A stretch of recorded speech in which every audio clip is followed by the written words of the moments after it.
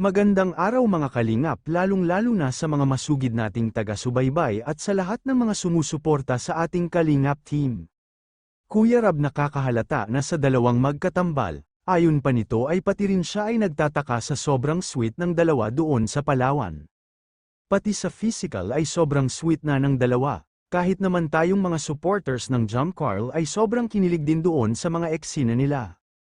At sino naman ang hindi magtataka mga kalingap dahil sa mga galawan lang ng dalawa ay talagang mapapatanong ka talaga sa isip mo kung sa Jumcar serye lang ba ito o tinututuo na ba nila ang mga tanong ng ating mga mahal na taga-subaybay ng Jumcarl.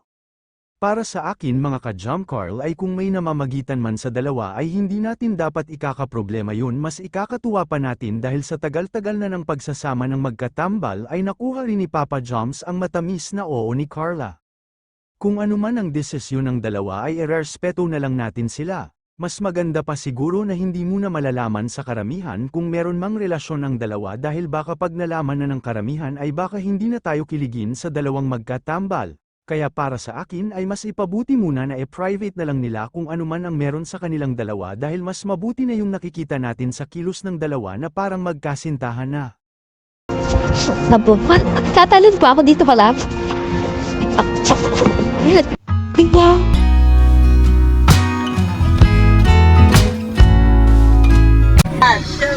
Two, three, four, five, 6, 7, 8. Grabe mo, magjowa na to.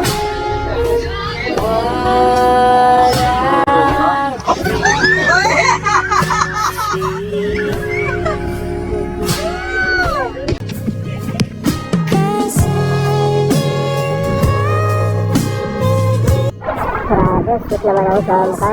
Nakakalingap po. Photoshoot pa sila, oh. Ay, sheesh. Sheesh.